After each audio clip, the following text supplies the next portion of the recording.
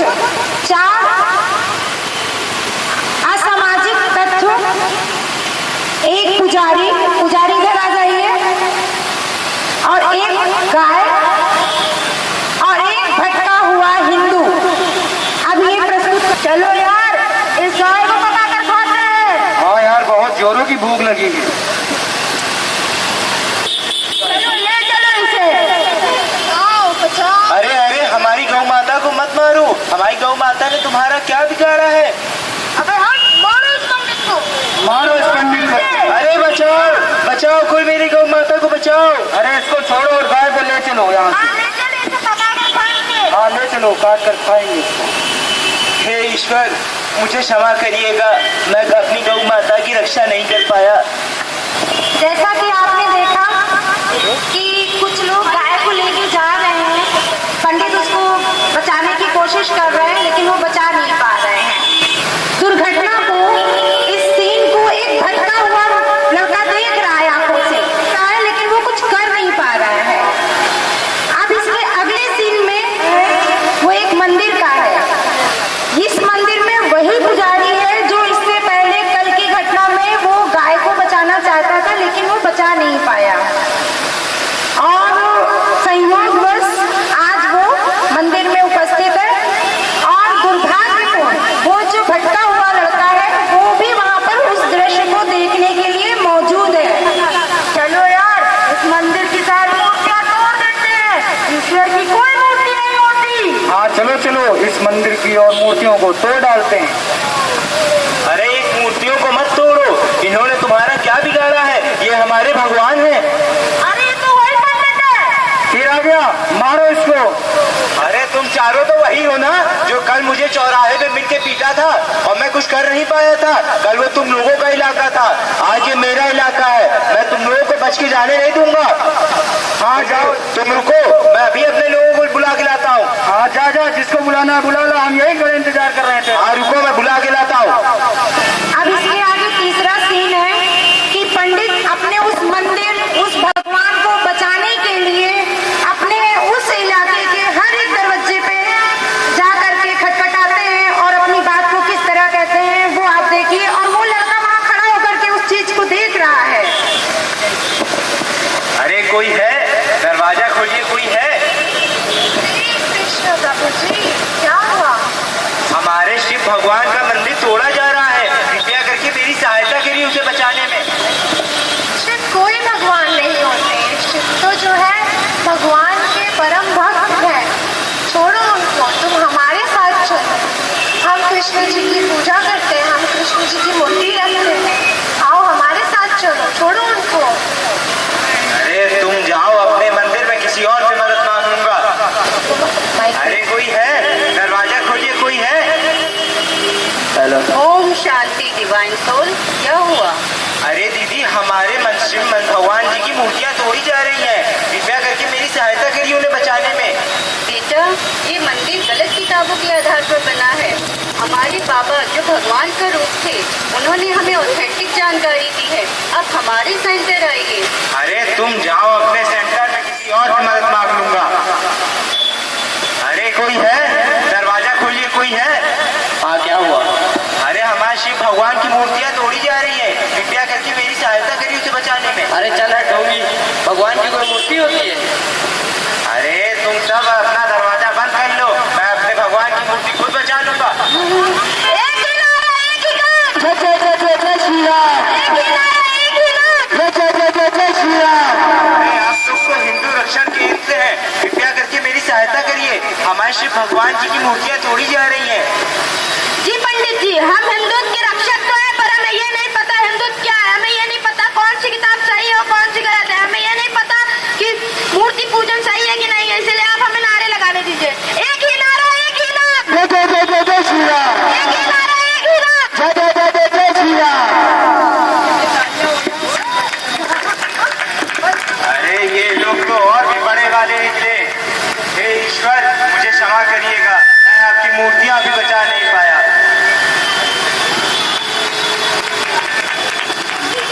अब scene number 4 आता है, जिसमें वो जो भटका हुआ हिंदू है वो इस असमंजस स्थिति में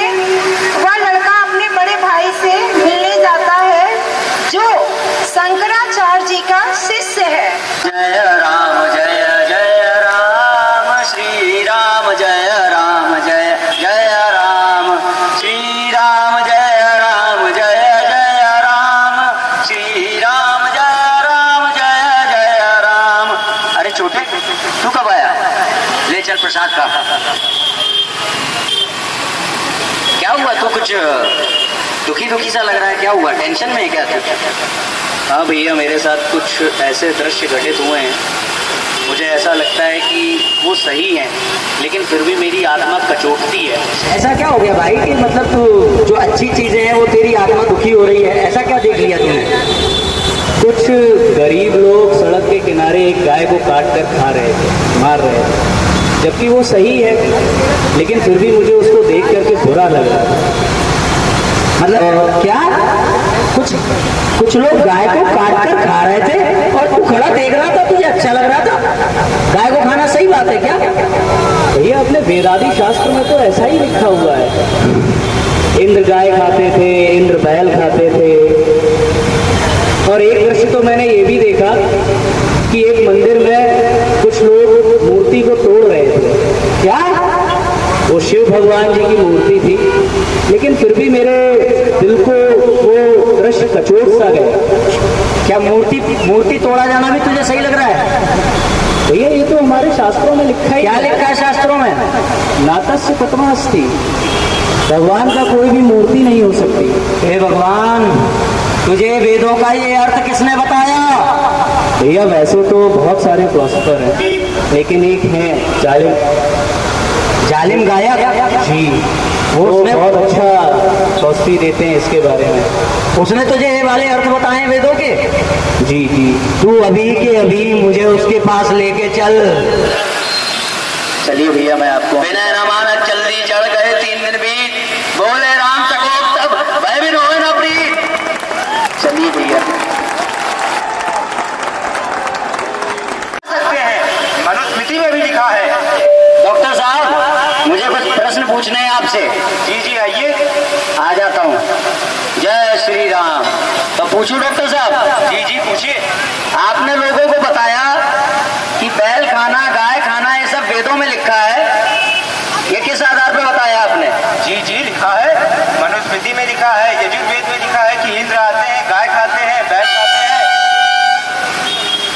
वैसे तो यहाँ पर गाय बैल इनका अर्थ दूसरा लिया गया है। गाय का अर्थ सिर्फ गाय वो जानवर नहीं है, वो पशु नहीं है। गाय का अर्थ कल्याणकारी है, पवित्र है। और क्योंकि हवन हमारे लिए कल्याणकारी होता है, इसलिए वेद आदि शास्त्रों में कई बार हवन आदि को गाय बैल अश्व कहा जाता है, जिसे देवता आकर जब ग्रहण करते हैं तो ये कहा जाता है कि इंद्र ने आकर के गाय को खाया, बैल को खाया। मगर फिर भी मैं पूछता हूँ आपसे, मैं आपकी बात मान लेता हूँ, मगर फिर भी आपने अथर्ववेद के 4थे अध्याय का पहला सूक्त नहीं पढ़ा? गन्या नाम से है जो, जिसमें गाय की पूजा की गई है, जिसमें गाय के लिए कहा गया है कि गाय को मारना तो दूर, गाय को कष्ट भी देना गलत है। ये आपने नहीं पढ़ा क्या? इस चीज को सुन करके जालिम गाय हक्का बक्का हो गए। चलिए छोड़िए डॉक्टर साहब, अब मैं दूसरा प्रश्न पूछता हूँ। आपने मेरे लोगों को बताया कि मूर्ति पूजा गलत है, मूर्ति पूजा करना गलत है, और आपने इसके लिए पता नहीं कौन कौन से प्रमाण दिए। किस आधार पे कहा आपने? हाँ, लिखा है ना, नातस्य प्रतिमा अस्ति। आपके ही शास्त्रों में लिखा है कि ना ही मैं कभी जन्म लेता हूँ और ना ही मेरी कोई प्रतिमा है, और इसलिए मूर्ति पूजन भी गलत है। यहाँ पर भी आप पिछली बार की तरह आपका मति भ्रम हो रहा है डॉक्टर साहब। यहाँ पर भी प्रतिमा का अर्थ आप गलत ले रहे हैं। यहाँ ईश्वर कह रहे हैं कि प्रतिमान मेरे जैसा किसी का मान नहीं है, मेरे जैसी वैल्यू किसी की नहीं है, मेरे समान इस दुनिया में कोई नहीं है। वो ये नहीं कह रहे हैं कि मेरी प्रतिमा नहीं है, मेरी कोई मूर्ति नहीं है। ये ठीक इस प्रकार से है जैसे टेलीविजन का अर्थ होता है दूरदर्शन, दूर के दर्शन। मगर आज के समय में अगर हम किसी से ये कहें कि मैं टीवी देख रहा हूं, तो आदमी एक ही बात सोचेगा कि ये वो बक्सा देख रहा है जिसमें वीडियो चलता है। भगवान ने प्रतिमा का अर्थ किया है कि मेरे समान इस दुनिया में कोई नहीं। फिर भी मैं आपकी बात को ही मान लेता हूं, मैं आपकी बात को मान लेता हूं कि आप जो कह रहे हैं वही अर्थ है। मगर अब ये बताइए कि ये श्वेता सत्रोपनिषद में भगवान शिव के लिए कहा जा रहा है कि आपकी कल्याणकारी जो मूर्ति है उससे मुझे आप देखिए। आपने वो पढ़ा, आपने ऋग्वेद का वो श्लोक पढ़ा जिसमें कहा जा रहा है कि ईश्वर अपनी माया के द्वारा अनेक रूपों में उत्पन्न होता है। आपने वो श्लोक पढ़ा यजुर्वेद का जिसमें कहा जा रहा है कि ईश्वर अजन्मा अविनाशी होते हुए भी तरह तरह के रूपों में उत्पन्न होता है। आपने पढ़ा? नहीं पढ़ा। चलो मान भी लिया कि आपके वेद में ये लिखा है, लेकिन हम वो पुस्तक को क्यों माने जिसमें दो तरह की बातें लिखी हैं, भटकाने वाली बातें लिखी हैं। अच्छा, तो आप उस पुस्तक को नहीं मानेंगे जिसमें दो प्रकार की बातें दिख रही होंगी। वो दो प्रकार की बातें हैं नहीं, आपको दिखाई दे रही हैं, मगर फिर भी आप जिस किताब को मानते हैं मैं उसके बारे में आपको बता देता हूं। उसमें भी दो प्रकार की बातें हैं। एक जगह लिखा हुआ है कि ईश्वर के जैसा कोई नहीं है, और दूसरी जगह लिखा हुआ है कि ईश्वर और उसके मैसेंजर में कोई अंतर नहीं है। ये दो प्रकार की बातें आपको नहीं पता? आप एक जगह लिखा हुआ है कि ईश्वर कुछ भी कर सकता है, मगर फिर दूसरी जगह लिखा हुआ है कि मैं जन्म नहीं ले सकता, और फिर वो ईश्वर ही कैसा जो जन्म ना ले सके।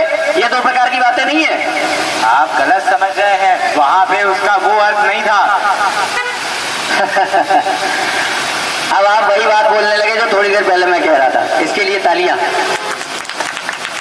खैर, अब मुझे अब ये बात बताइए, आपकी किताब के बारे में आपकी कही हुई बात को क्यों मानूं? क्योंकि मैंने इसका अध्ययन किया है। चैन ऑफ, जिसे हिंदी में परंपरा के साथ पाठ करना कहते हैं। अच्छा, तो आपने परंपरा से अपने शास्त्रों का अध्ययन किया है। क्या आपके शास्त्रों में कहीं कहा गया है कि इन शास्त्रों का अध्ययन परंपरा से किया जाए? नहीं। अच्छा, मतलब आपके शास्त्र ये नहीं कह रहे कि आपके शास्त्रों का अध्ययन परंपरा से हो, फिर भी आप परंपरा से अध्ययन कर रहे हो। हमारे शास्त्रों का अध्ययन आपने किस परंपरा से किया? तालियां। हमारे शास्त्रों का अध्ययन आपने किस परंपरा से किया? अपने आप से। हमारे शास्त्रों में, आपके शास्त्रों में परंपरा के बारे में दिया है कि नहीं दिया, ये मैं नहीं कहूंगा, मगर हमारे शास्त्रों में दिया गया है। ज्ञान प्राप्त होता है परंपरा से। छांदोग्योपनिषद, बृहदारण्यकोपनिषद, मांडूक्योपनिषद, भगवद गीता 4:2, भगवद गीता 3:16, और भी ना जाने कितने श्लोक होंगे। हमारे यहाँ का तो हर शास्त्र शुरू होता है गुरु की वंदना से। हमारे यहाँ कहा गया है कि सबसे पहले हमारे यहाँ स्कंद पुराण में लिखा हुआ है कि मनुष्य चाहे चारों वेद पढ़ ले, सारे पुराण पढ़ ले, सारे उपनिषद पढ़ ले, फिर भी गुरु के बिना ज्ञान नहीं मिलेगा। तुम्हारा गुरु कौन? अच्छा, इसके अलावा अथर्ववेद 11:7-16 में लिखा हुआ है कि आचार्य वही बन सकता है, गुरु वही बन सकता है जो ब्रह्मचारी हो, सन्यासी हो। आप तो ब्रह्मचारी सन्यासी भी नहीं दिख रहे। अच्छा, इसके अलावा मत्स्य पुराण का एक नियम है हमारा कि आचार्य वही, गुरु वही जो ऐसी शिक्षा दे जिसमें कि किसी भी शास्त्र का खंडन न हो। और आपने क्या किया? एक जगह मूर्ति पूजा है उसको छोड़ दिया, जहाँ पे मूर्ति पूजा मना दिख, जहाँ पे लग रहा है कि मूर्ति पूजा नहीं है उसको आपने एक्सेप्ट कर लिया। तो आपने सामंजस्य भी नहीं बिठाया, और अंततः आप मेरे इस संशय को दूर भी नहीं कर पा रहे हो कि वो ईश्वर कैसा जो जन्म नहीं ले सकता। तो ना तो आपने परंपरा से हमारे शास्त्रों का अध्ययन किया, ना ही आप ब्रह्मचारी सन्यासी हैं, ना ही आप सामंजस्य की शिक्षा देते हैं, ना ही आप संशय दूर कर पा रहे हैं। आप किस अधिकार से हमारे शास्त्रों का अर्थ बता रहे हैं लोगों को? आपका सीधा। अरे ये तो हमें भटकाने आया था, मारो इसे। मारो इसे। ईश्वर वही है जो कुछ भी कर सकता है। ज्ञान परंपरा से ही प्राप्त होता है, मारो इसे। जय श्री राम। यहाँ पे जो हमने पिछले कुछ दृश्यों में देखा था, ये जो कुछ मतांतर में बटे हुए जो हिंदू थे हमारे, जो फंसे हुए थे, ये डिबेट उन्होंने जब सुनी तो उनकी आंखें खुल गई और उन्होंने सनातन ईश्वर वही है जो कुछ भी कर सकता है। ज्ञान प्राप्त होता है परंपरा से। सनातन ईश्वर वही है जो कुछ भी कर सकता है। प्राप्त होता है।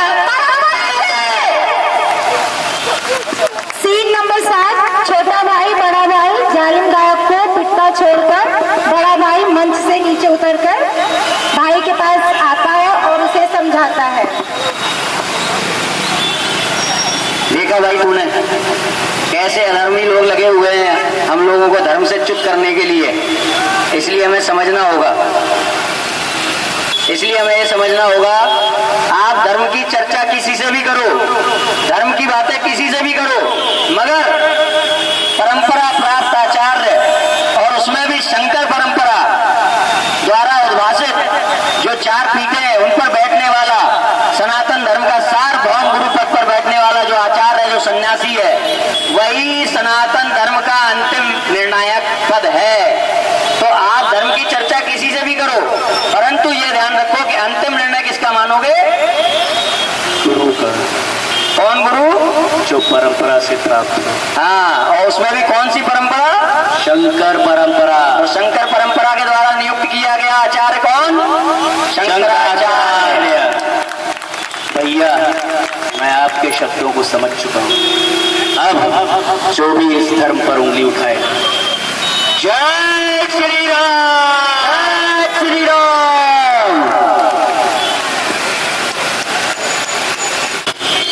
सीन नंबर 9, इसमें दोनों मतलब पंडित और छोटा भाई अपने उसको बचाने के लिए निकलते हैं, तो रास्ते में उनको सुघोषित कलाकार जो है वो मिल जाते हैं। अब आगे का सीन, बीमार विश्वास। अरे भैया क्या हो गया? कोई हमारी रामायण और मनुस्मृति को जला रहा है। चलो कभी कबीरा दीवाना था, कभी मीरा दीवानी थी, कभी कबीरा दीवाना था, कभी मीरा दीवानी थी। अरे तुम दोनों कहाँ जा रहे हो? अरे कोई हमारी रामायण को जला रहा है, तुम भी चलो।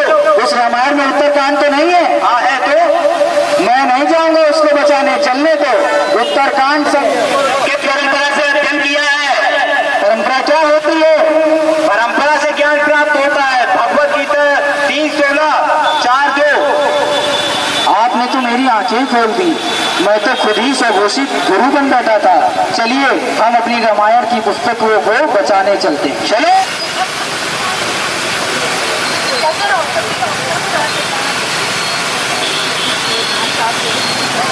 अरे कहाँ जा रहे हो तुम तीनों?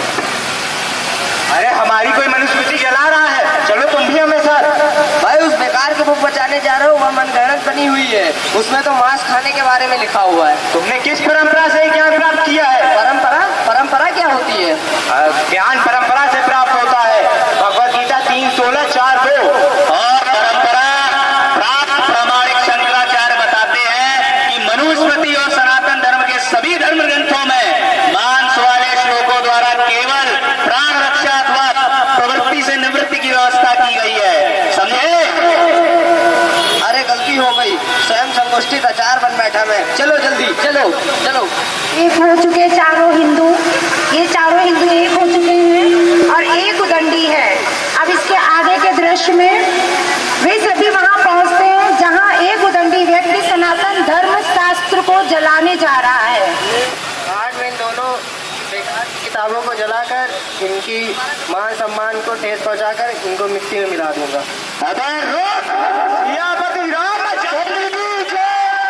अरे बहुत मारा रे, अरे बहुत मारा रे। माइक लगाओ यहाँ पर। जालिम नायक, तुझे तो हिंदुओं को भड़काने के लिए भेजा था, तू यहाँ क्या कर रहा है?